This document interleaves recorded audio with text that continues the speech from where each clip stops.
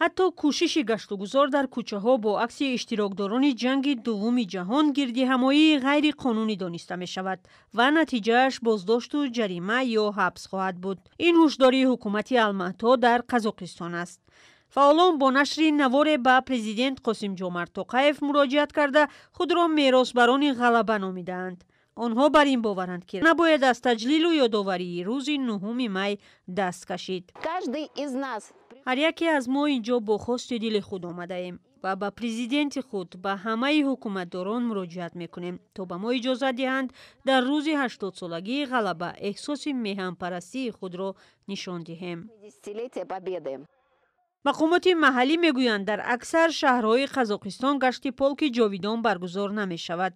در پاولادر و کوستانای به مردم برگزاری شکل آنلاینی این چوره‌بینی را پیشنهاد کردند. آنها باید عکس‌های شرکت‌داران جنگ را در اینترنت نشر کنند. مقامات به این راضی‌اند. پولک جاویدان از سال 2011 در روسیه و بعضی از کشورهای پساشوروی با نیت پاس خاطر قربانیان جنگ برگزار می شود. پس از ماه فوریه سال 2022 نگاه‌ها به این جشن دیگر شد.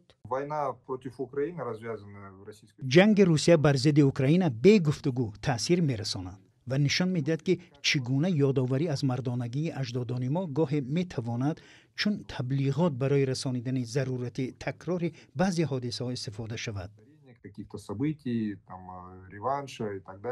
در پی سر زدن بحث‌ها اطراف پولک جاویدان اطلاع پخش شد که در پیتراپاولوفسک گروه خود را اختیاری معرفی کرده قزاقستانی‌ها را برای شرکت در این راهپیمایی جلب می‌کنند. با آنها پول روسی و تامین بی‌خطری را وعده می‌دادند. به گفته آنها چوره‌بینی گویا رسما موافقه شده است. به این نوشته در آویزه تبلیغاتی توجه کنید. روس‌ها کمر فاشیسم را شکستند. کارنمایی و مردانگی آنها ابداً در یادها خواهد ماند. از کارنمایی سرباز شوروی و نقش نمایندگان ملت‌های دیگر شوروی یادآوری نشده است. یعنی کمر فاشیسم را محض روس‌ها شکستند. به جلب آشکارای شهروندان قزاقستان وکیل ایرینا سمیرنووا چه نظر داشته باشد؟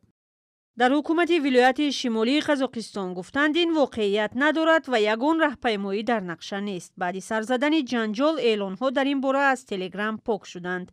النور ایلیاشف میگوید چنین برخورد دوامدار نیست.